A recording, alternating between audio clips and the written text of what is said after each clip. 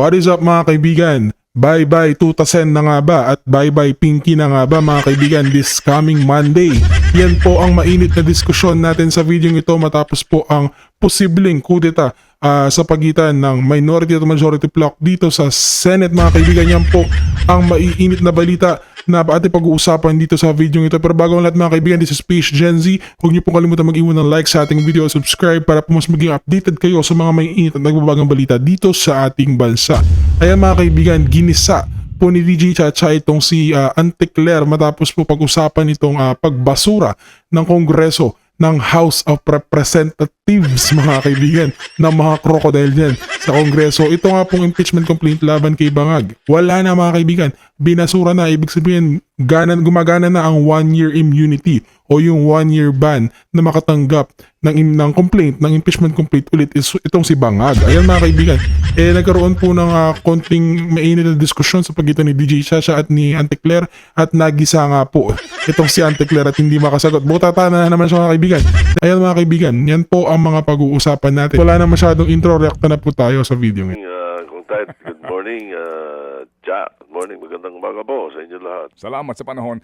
Senator, sir, kahapon po ang tagal nyo mag-resume ng session, at may mga nag-aabang nga sa change of leadership na naging usap-usapan. Ano po nangyari kahapon? Pagkatapos kasi nung aming pinasa yung resolution, honoring the Athletes. Kasundo-sundo kami na mag-usap-usap muna at saka humingi ng audience sa akin si Lauren eh. So doon kami nagpunta sa Senator's Lounge at kung sino gusto sumama, pwede.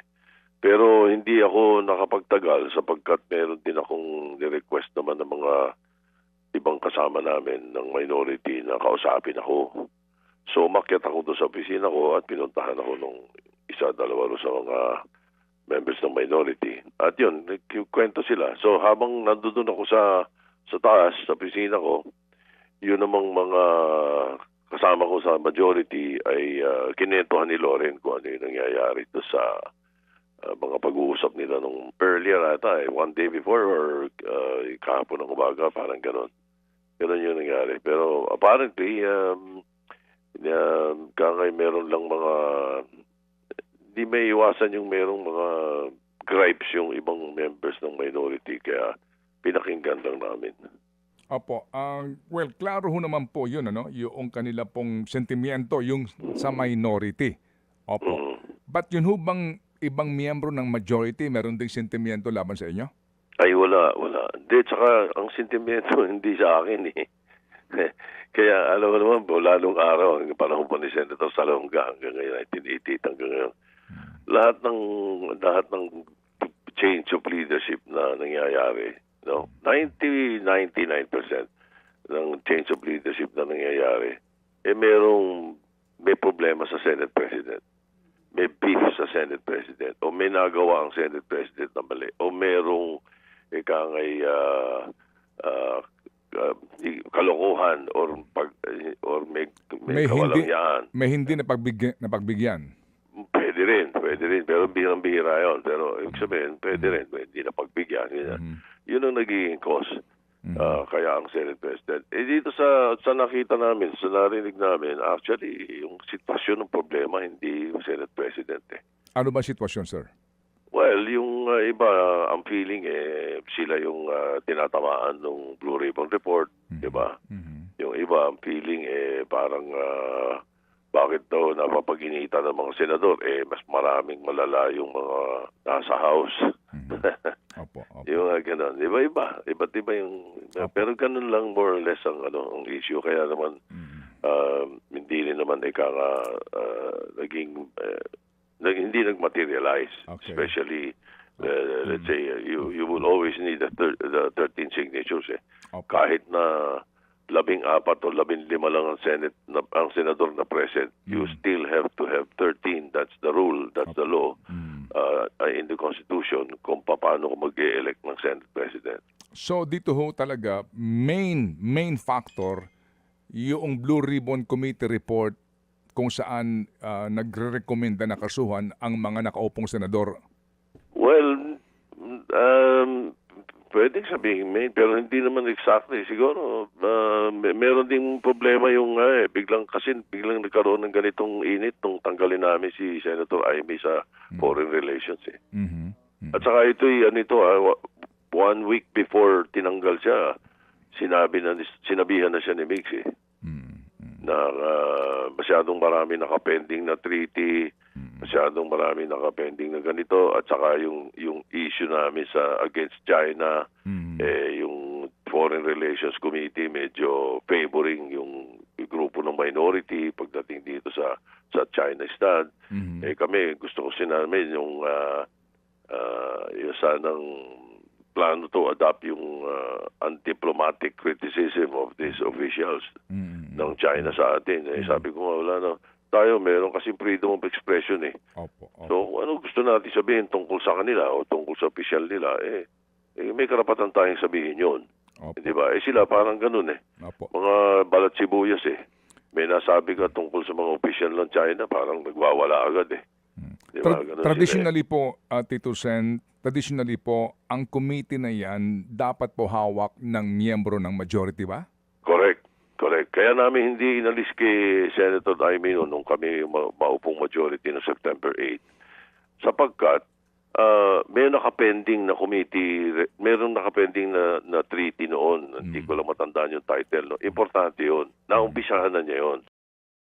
So gusto namin tapusin niya. Pangalawa, may pagkakataon sa tingin namin, sabi nga sa akin ni Senator Zubiri, yung aming majority leader, may chance na sumama sa majority si Amy. Dahil majority kami, di ba, may chance. So huwag na muna nating alisin, sabi niya. Okay. So okay lang. Bagamat, mayroong isa, dalawa sa mga kasama namin, lalo na si Senator Tulfo, very interested siya sa committee na yun. Pero hindi namin siya pinagbigyan dahil kay Amy.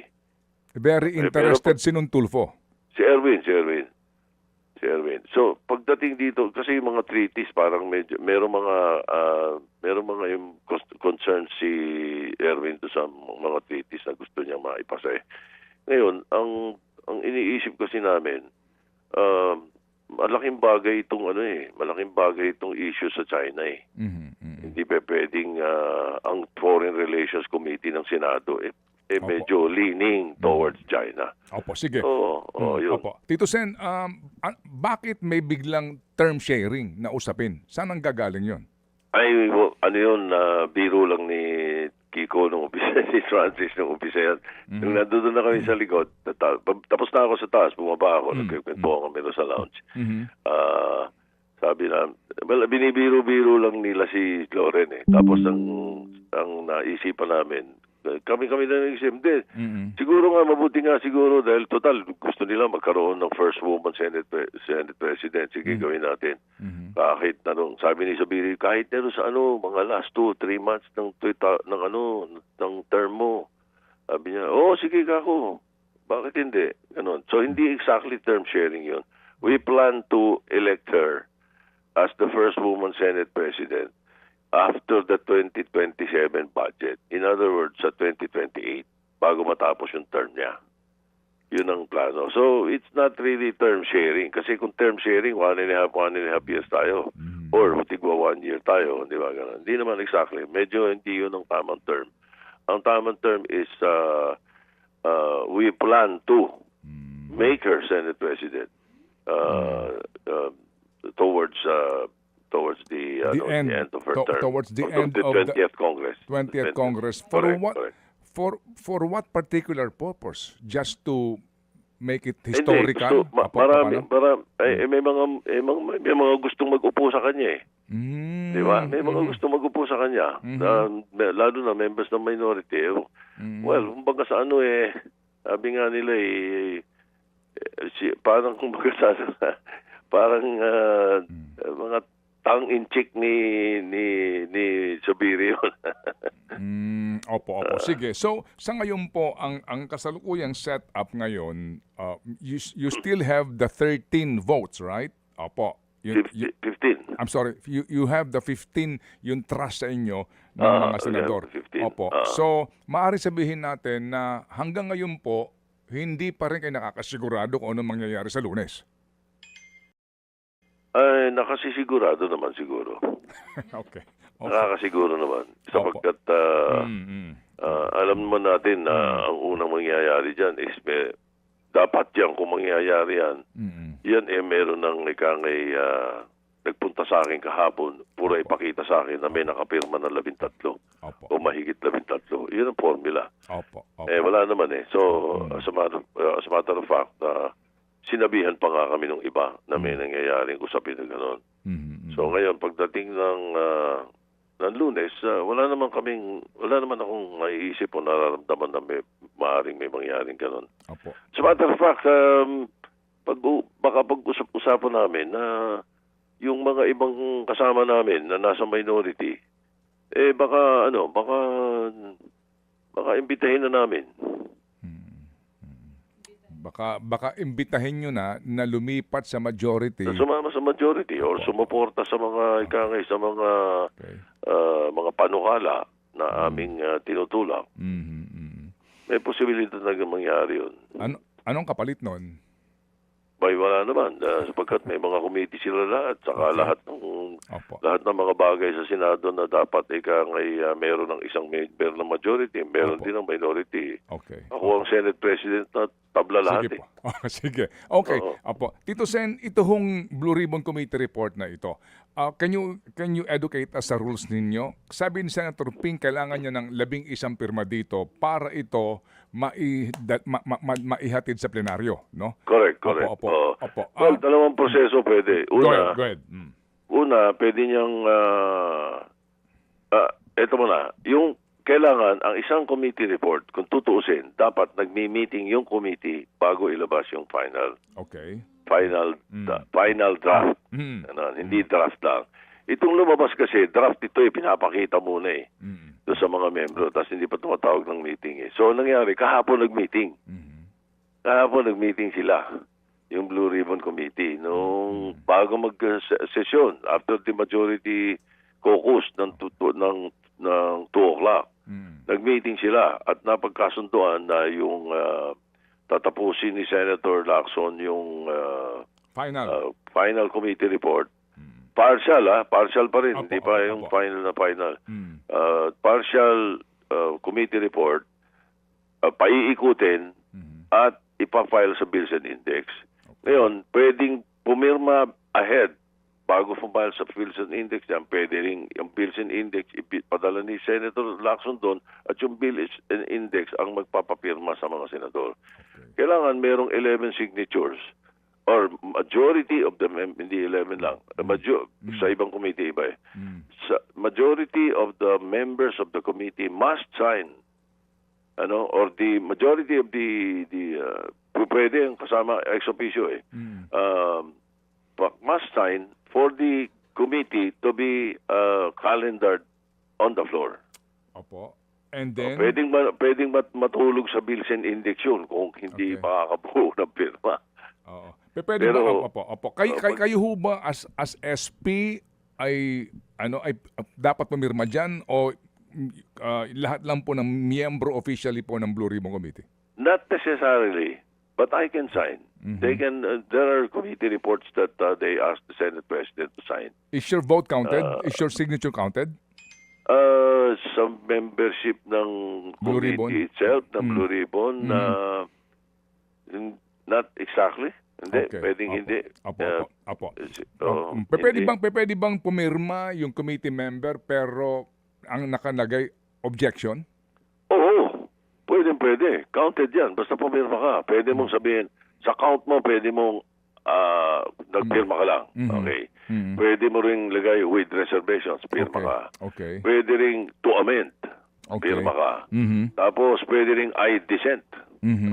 Nung minority leader ako, dami kong committee report na nagdi-dissent Okay, sige. So, pero pipirmahan ko yun. Kailangan, trabaho kong pirmahan yun Opo. Kapag hubag nakakuha po ng 11 signatures regardless kung ano yung stand ng pumirma doon, ang mangyayari dyan, that will be presented in plenary at pagdedebatihan pa. Correct.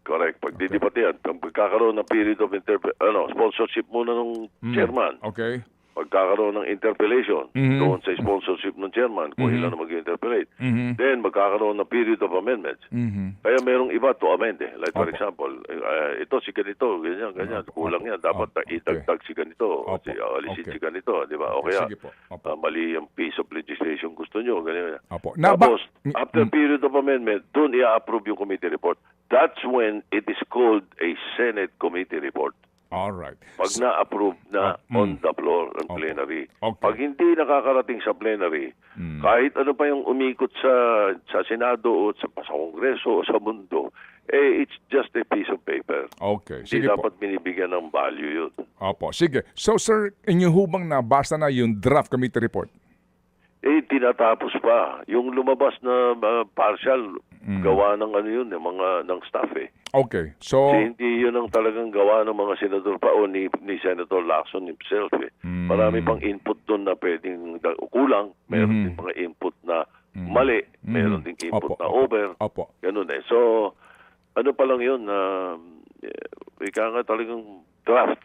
Opo. It Opo. is a draft. Opo. But do you agree on the thought that all of these senators now sitting must be indicted?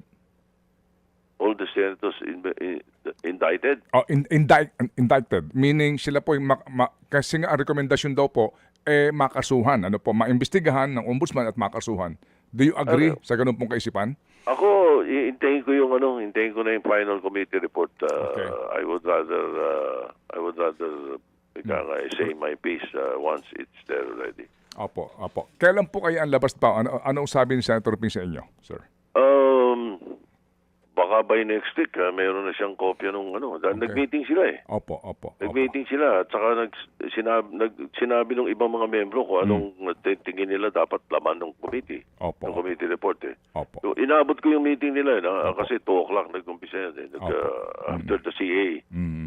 Opo. Sige, so muli kaming makikipag-ugnayan po and I hope you have a relaxing weekend, Tito Sen. Okay. Ayos naman. Okay naman. God is good all the time. Salamat po, sir, and good luck. Yes, Salamat. sir. Thank you very much. God Thank bless. you. Bye-bye. Thank you. FM. Mga kapatid, sandali po lamang. Naka-standby na po sa atin. Maganda umaga po, attorney.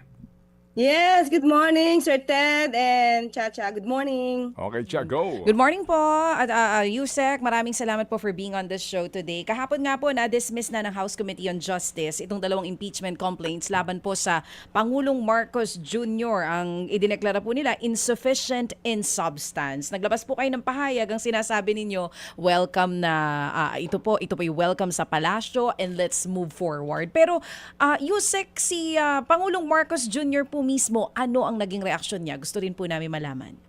Yes, opo, nung pinarating po natin sa kanya, nangyari dahil at the time hindi lang po siya nakamonitor eh. Meron po siyang events na pinuntahan, may mga private po siyang pinuntahan. Yun po, syempre po ang lagi naman sa Pangulo ay masunod kung ano yung proseso.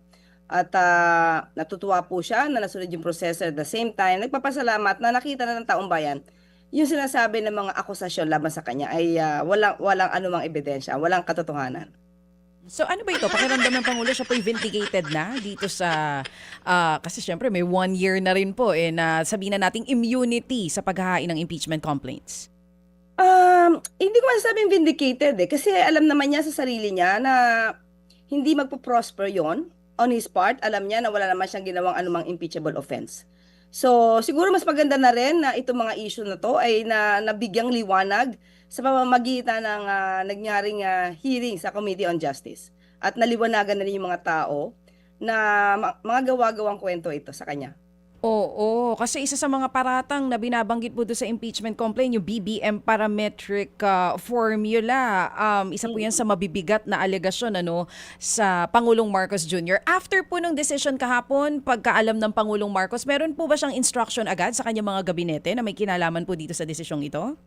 No, even before. Sabi niya, ngayon ang tutok niya talaga, mga usaping ekonomiya, usapin na makakaangat talaga sa buhay ng bawat Pilipino. Yun talaga yung kanyang mensahe sa amin. Even before, bago pa man yan nangyari, ang gusto ng Pangulo, nung nagkaroon kami ng meeting with the economic team, tutukan na natin ang ekonomiya ngayon. Mas ngayon dapat umangat yung buhay ng bawat tao. Hindi lagi nyo naman po yan sinasabi, no, na kumbaga ang Pangulo kahit no may mga umuugong na may maghahain ng impeachment complaint, siya po ay nakatutok lang doon po sa kanyang trabaho. Pero puntahan ko lang po yung sinabi nyo nitong nakaraan na wala talagang merito itong mga reklamo mula pa noong umpisa. Ito'y hearsay, gawa-gawa lamang. Pero para sa inyo, Attorney Claire, ano talaga yung pinakamalinaw na dahilan kung bakit hindi po lumusot itong dalawang impeachment complaints? Wala talagang basihan eh. Sabi nga ng karamihan dyan, nasa dyaryo, nasa news, speculations, conclusion na ginagawa nila na walang factual basis. So maliwanag naman po eh. At hindi naman po talaga yon na anumang offense dyan ay wala pong nalabag ang Pangulo. At wala po talagang betrayal of public trust na masasabi labas sa Pangulo. So for you po, talaga opinion nyo dyan, Attorney Claire, wala talagang basihan. Hindi ba dahil kasi yung karamihan sa mga kasamahan po natin sa Kamara ay syempre maka-BBM pa rin sa ngayon. Hindi ba yun ang dahilan, Attorney Claire? Hindi eh. Ang daming ang maraming bumoto dyan na hindi sila supporter ng BBM. Iba nga daw yung binoto nila. Pero base lang sila kung ano yung nakikita nila, base lamang sila sa facts, base lamang sila sa merito. So, tingin naman natin kasi ang mga mambabatas kapag naman talagang walang ebidensya, hindi naman sila gawa lang na anumang kwento para lang mailubog ang Pangulo. So, salamat at ipinakita rin naman nila na ang talagang kanilang mandato para sa bayan, hindi para sa sino mang politiko. Hindi ito personal na interest, Auntie Claire. Ito po ay, kumbaga, binase nila dun sa mga ebidensya na nakasama dun sa impeachment complaints. Yes, Chacha, kasi kahit yung ibang mga lawyers, ibang constitutionalists na hindi naman talaga BBM supporters, sinabi nila wala talagang merito wala, mahina yung mga bintang kasi lahat puro spekulasyon. Okay po. Yung pong let's move forward, ano po ba ang ibig sabihin nun? Pag sinabi nating let's move forward na, kumbaga kalimutan na natin itong mga inihain at bringing up na mga, kumbaga sabihin na natin na nag-uugnay sa Pangulo dito sa issue pa rin ng flood control, even yung mga sabihin na po natin na isa rin po sa ibinabato sa kanya yung pagpasa nung most corrupt budget. Lahat po ba ito ay kalimutan na natin, Attorney Claire? Paano po ba yung move forward? Hindi naman. Kailangan pa rin yan kasi nandyan pa rin ang pag-iimbestiga. Hindi po iiwan ng Pangulo ang issue tungkol sa anomalyang flood control projects. At kung sino man ang umabuso sa pondo ng bayan, dapat itong managot. Hindi po iiwan yan. Ang gusto lamang po ng Pangulo when he said na let's move forward, iwasan yung ibang mga pamumulitika. Kailangan ng tutukan po ekonomiya. Kailangan na po talaga na may makitang magandang kahihinatnan. Ang dapat na programa ng Pangulo, maibigay yung tama sa mga taong bayan, maramdaman nila kung ano yung ginagawa ng gobyerno. Kasi, ang sabi ng Pangulo, hindi ito ang madalas pinag-uusapan ng mga simpleng tao Halimbawa sa palengke, sa anumang lugar, hindi madalas pinag-uusapan ng impeachment. Hindi pinag-uusapan yung mga budget. Ang pinag-uusapan dito, paano sila kakain, paano mamumura ang presyo ng bilihin. Yan po ang karamihan na issue sa ordinaryong Pilipino. So, yun po yung gustong tutukan ng Pangulo. So, kung meron bang po, kailangan pang pag-iimbestiga, nandiyan naman po ang ombudsman, nandiyan po ang DOJ. Obligasyon po nila, mandato po nila yan, na talagang mag-imbestiga sa mga ganitong klaseng anomalya. May motu proprio po, especially ombudsman. Meron po sila na power, motu proprio, to investigate yung mga klaseng ganitong anomalya. Oo. Attorney Claire, buti nabanggit niyo po yan. Kamusta na po ba yung ICI? Kasi inaantay pa rin po kasi ng mga tao ngayon yung pangako ng Pangulo na walang Merry Christmas dahil big fish po kasi yung hinahanap nila Hindi pa ba nila nararamdaman? Hindi ba nila nararamdaman kung anong ginagawa ng Pangulo, ng administrasyon, ng DOJ, ng Ombudsman, pati ng ICI? Parang marami naman po yatang nakulong. Pero hindi pa naman po tayo natatapos. Mahaba pa po ang panahon. Nagkataon lang po, nasa kamay na po kasi ng Ombudsman, yung mga naipasa na complaint, yung mga na-recommendang complaint. So, independent body po ang Ombudsman. So, sa akin po, nakikita, patuloy din po ang pag-iimbestiga at preliminary investigation ng DOJ at ng Ombudsman. So on the part of the administration na ibigay na po karamihan kung sino yung dapat na sampahan ng kaso. So we'll just wait for the action po resolution from the DOJ and Ombudsman. Oo, kasi syempre ang iniisip nga po ng ilan, ang bring up nila, kung malaking isda, si Zaldico nga daw po hindi pa rin natin mapauwi at mahanap hanggang sa ngayon. Ano na daw po bang balita doon din? And ulitin ko lang din po, Attorney Claire, yung sa ICI po ba, tapos na sila sa kanilang mandato at trabaho? O magtatalaga po muli ang Pangulo ng mga kapalit, nung pong nawala na mga kasamahan po dyan? Naghihintay po ang Pangulo kung ano po yung kanilang magiging report at kung ano po yung magiging recommendation mismo po ng ICI.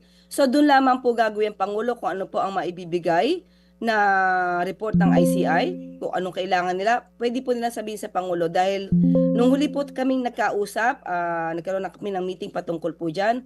Ang sabi po niya, nasa ICI po kung ano po ang recommendation nila, yun lamang po din ang susundin ng Pangulo. Ano po ang inyong tugon dito sa mga nagsasabi pa rin na yung naging desisyon doon po sa impeachment complaints? Once and for all, para lang po malinaw, na may impluwensya ang Pangulo dito. Kahit pa po sinasabi niya na wala, ang House Majority Leader po ay ang kanyang anak at iniuugnay din siya na doon sa Speaker of the House ay close po siya. Ano pong tugon ng palasyo dito? Alam niyo po, kahit po na nag-inhibit na voluntarily si Kong Sandro, marami nagsasabi na ganyan, pero ulitin natin, hindi lamang po ang miyembro ng House of Representatives na Committee on Justice ang nagsabing mahina. Marami po na mga law experts, constitutionalists, na hindi po sumusuporta, or rather, hindi naman talaga sila BBM supporter. Nagsasabi na wala po talagang merito yung mga complaints na sinampa. So doon pa lamang po dapat makita natin na hindi kailangan makialam ng Pangulo. At the same time, may separation of powers po tayo eh. Kung ano po ang proseso ng House, wala pong gagawin na executive na pakikialam, no? Walang executive overreach na gagawin ng Pangulo. Ginagalang po niya ang separation of powers. Walang executive overreach at dahil dyan, sabi nyo nga, move forward. Move forward na rin po ako sa ibang topic. May sinasabi po ang Malacanang na mahigit 60 contractors ang posible pong ma-blacklist dahil sa pagkakasangkot daw nitong sa mga anomalya pa rin po dito sa flood control projects. Kailan nyo po ilalabas itong listahan ng sinasabi na 60 contractors na iba-blacklist din po ng DPWH? Okay, sa ngayon po, hindi pa po sa akin binibigay ng DPWH. Baka po mas maganda sila mag-announce kung sino. Ang meron lamang po ako, pero hindi ko rin po, hingi ko muna po yung ang kanilang permiso kung dapat kong sa publiko, no? Meron po kasi dito sa akin ibigay na 8 na teka lang po, may formal charges na against 8 major contractor licensees. Pero ang sabi po sa atin, may 4 na po na na-revoke. At maliban po dyan, meron pa pong 8 additional contractors na meron na pong na-charge na po sa ngayon. Pero pagpapaalam ko muna sa kanila kung kailangan kong mag-attend. Hindi ko rin po alam kung ito po ay na-press release na nila. Hindi po ito kasama dun sa unang inilabas sa listahan ng Pangulo last year? Meron po ba mga bago dyan? Kahit without naming names kung sino po yung mga contractors na yan. Meron mga bago? Meron po doon sa mga nabanggit. At meron ding bago? Teka lang po, kasi 16 to eh. Opo. Most probably meron. Most probably meron. Opo. Kasi 16 to, Oo. Para lang po mas maintindihan natin, pag sinabi nating blacklist as in official, hindi na po sila pwede na sumali dito sa mga bidding na gagawin sa gobyerno. Ano daw po bang sabi ng DPWH? Kailan din daw po nila planong isa publiko ito? Ngayong linggo po ba yan? By next week na? Mamaya po siguro natanungin ko po si Sec Vince. Hindi po niya na ibigay sa akin ang detalye patungkol dito. Oo. Meron na po bang details kung itong mga contractors na ito ay may kinalaman din po sa ghost projects? O paano po nasabi na bad contractors po ito at blacklisted na? Sa ngayon, ang binigay lang talaga sa akin ay impormasyon pula sa DTI. Pero kung ano man yung mga kaso nila, hindi po sa atin na ibibigay pa.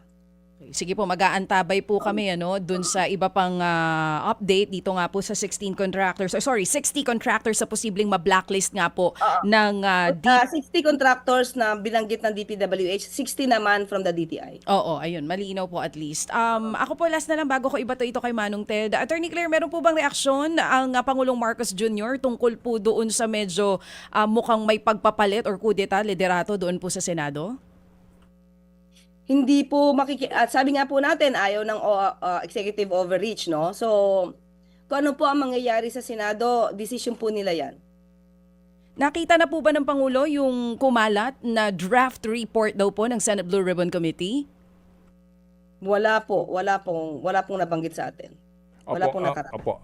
Attorney, yung sa ICI po, paano makapag-function sila ngayon? Isa na lang po nakaupo dun sa commission. Again, hindi ho ba ito napag-uusapan ng Presidente kung siya ba ay mag-a-appoint o they will just have to cease to exist? Hindi po, Sir Ted, no? Ang kailangan lang po nila siguro po ay magbigay muna ng ano po ang update, ano pong kailangan nila, at doon naman po gagawin ang Pangulo kung ano po yung magiging rekomendasyon mismo ng ICI. Okay, under Section 10 of this particular executive order, ano po, ang binabanggit po dito, no? The ICI shall be rendered factus officio upon the accomplishment of the purposes for which it was created or unless sooner dissolved by the President. So, mangyari kaya ito? Kasi nga, dalawa na po yung nag-resign, wala pang bagong appointment, paano po? Kaya nga po, hihintayin lang po ng Pangulo kung ano po yung magiging report ng ICI. Kung kailangan pa po nila magpatuloy, sabihin lang po nila sa Pangulo. Okay. Kung kinakailangan nila ng another budget, sabihin lang po nila sa Pangulo. Yun lang po ang hinihintay ng Pangulo. Okay, so meaning kung sila po ay mag-recommenda pa na mag-appoint ng dalawa pang panibago kapalit nung nag-resign? Yes po.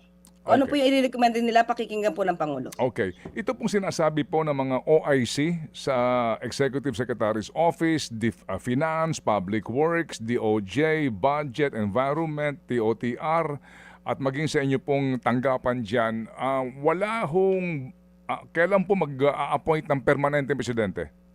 Nung nakausap ko po ang Pangulo, sabi po niya ay magbibigay naman po siya ng listahan para sa Commission on Appointments.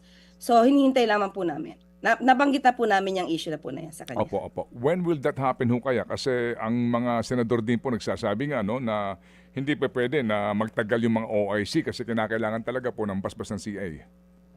Hintayin lang po natin. Kasi po last week nung na-issue po ito ay nabanggit na po natin sa kanya. Okay. And then, ma'am, yung pong sinasabi din po sa ngayon, no, na kahalagahan na maging transparent ng presidente po sa kanyang karamdaman. Kumusta ho ba siya? Meron po siyang event ngayon. Makakasama po ang mga taga-media. So makikita din po nila na okay naman po ang Pangulo. Opo. Ito hong event, ma'am, ay sa palasyo lang po ba ito o sa labas Hindi na po? po. Sa labas po. Sa labas po. Opo. Ito ba ang kanyang unang paglabas ngayon Yes po. sa palasyo? Yes po. Yes po. Pero kahapon meron din po siyang pinuntahan pero within the vicinity lang po ng Malacanang. Okay. With the PSG po. Pero bukas, mamaya po yung talaga makakasama niya yung taga-media. Alright. Ma'am, ano po ang reaksyon ng Presidente dito po ngayon sa world war na nangyayari? Dito po sa ating mga opisyal and of course, ito hong Chinese Embassy spokesperson. Okay po, nung tinanong ko po siya, kasi medyo uminit po yung usapin tungkol sa pagdedeklara ng persona non grata. Ang sabi niya po mismo sa akin, huwag ko lang patapusin yung question at sabihin kong no. Yun po. So, hindi po issue sa Pangulo kung madedeklara ang persona non grata. Hindi po. So, kung meron pa nagkakaroon ng debate sa mga senador at sa ibang mga mambabatas natin, yan po naman ay kalayaan nila kung ipahayag kung ano po yung nasa sa loob nila. Pero firm naman din po ang Pangulo sa posisyon natin, no, ng administrasyon. Ipaglalaban natin kung anong karapatan ng Pilipinas, anong interest ng Pilipinas sa West Philippine Sea. Ipaglalaban natin at sabi nga niya, not even an inch should be surrendered to a foreign powers. So, pero ito po, ang pakikipaglaban po natin, matatag, matibay, pero diplomatic po. May kasamang diplomasya. Okay. And with that po, ma'am, nakipagpulong na ho ba ang Presidente sa DFA Secretary to perhaps pacify the issue?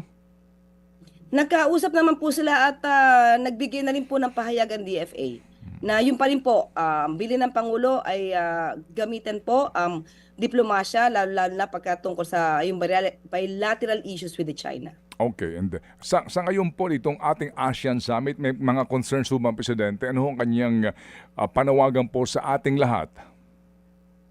Sa atin po, sa ngayon po, talaga nagpe-prepare po. Nagkaroon po kami ng meeting ito lang nakaraang pong Lunes.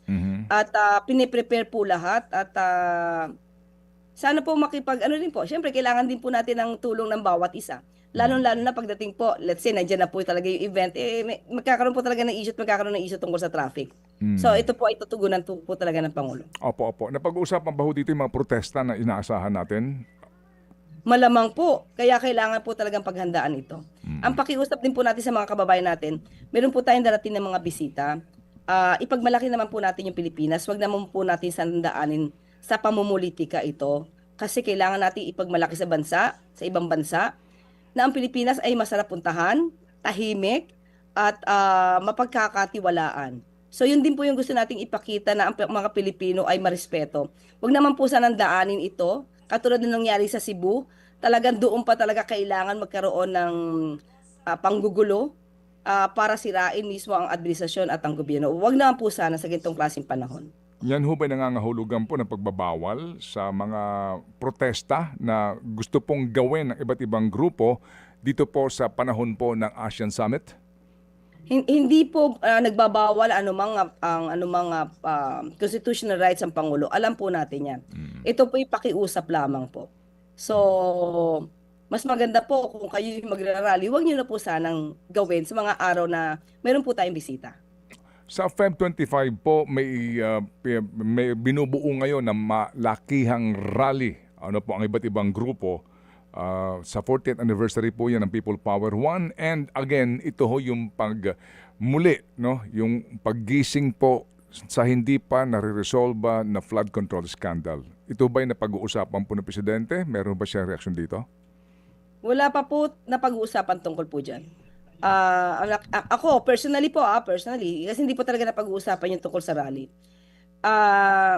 Gising naman na po lahat sa dami po ng rallies na nangyari. Gising na po. Hindi po natin ipagbabawal o wala pong pagbabawal sa anumang pagrarally. Pero sana makita po nila ng mga ganitong klaseng rally ay nakakaapekto po sa ekonomiya. Nakakaapekto po sa imahe ng Pilipinas.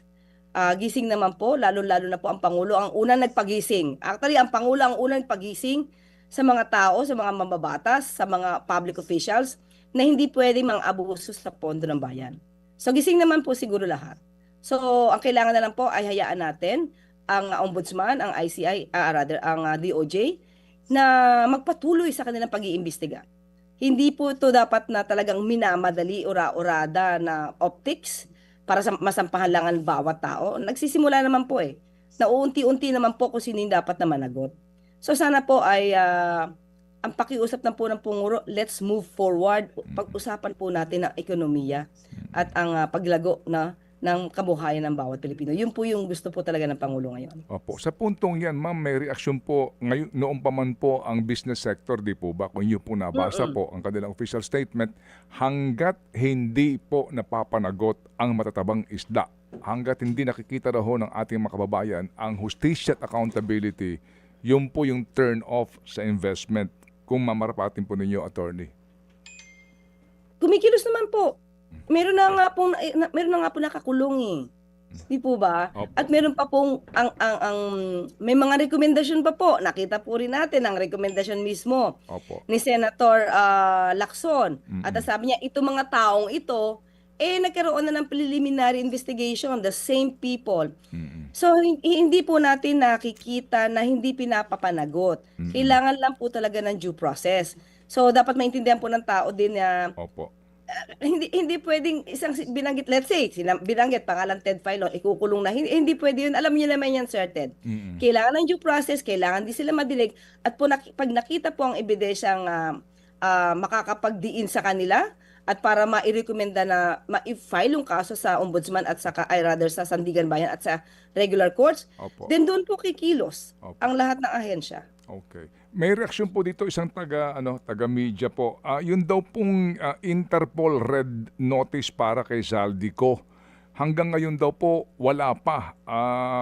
Parang dito ho nakakaramdam yung iba na bakit parang mabagal. Nag-apply na po tayo, nag-request na po ang DILG, ang gobyerno sa Interpol. hindi ko po masasagot kung ano man yung magiging action ng Interpol. Mm-mm. Kasi ang request ay ibinigay na po sa kanila. Oo. Kailan po nag-request, attorney? Para lang di malinaw sa mga Last nakikinig year. sa atin. Kasi tama kayo wala naman po sa Malacanang or sa government natin yung paglalabas ng red notice. Pero kailan po nag-apply? Sa pagkakaalam ko parang last year at the time na na-cancel ang passport ni Zaldico. Okay. Kasabay nun. O sige po. At least Oo. ngayon malinaw, last year pa pala nag... Okay. Oo, May nagka-cancel mahabol kang ng tanong, passport. Cha, please. Oo, sige po. Pahabol na tanong na lang. Yusek, Attorney Claire, merong kumakalat na posible daw mapalitan si DOTR Secretary Cristina Frasco. Totoo DOT. Po, DOT Secretary Cristina Frasco. Confirm po ba ito? May lumulutang ng pangalan Opo, sa huli namin pag-uusap po, nung tinanong ko po ito, last Friday. Last Friday yan. Okay. Tinanong ko po yan, pati kasi umiikot din yung mga salita na mapapalitan si Secretary Regosa, Opo. Oo. si Secretary Frasco. Ang sabi niya sa atin, wag daw tayo makinig sa chismis. So As hindi of Friday confirmed. yan as of Friday. As of Friday. Pero mukhang may rigo doon. Wala po. Wala. Yung huli namin pag-uusap, wala pong rigodon. So happy ang Pangulo kahit po pinuputakte si DOT Secretary Cristina Frasco? Sa huli namin pag-uusap po, that's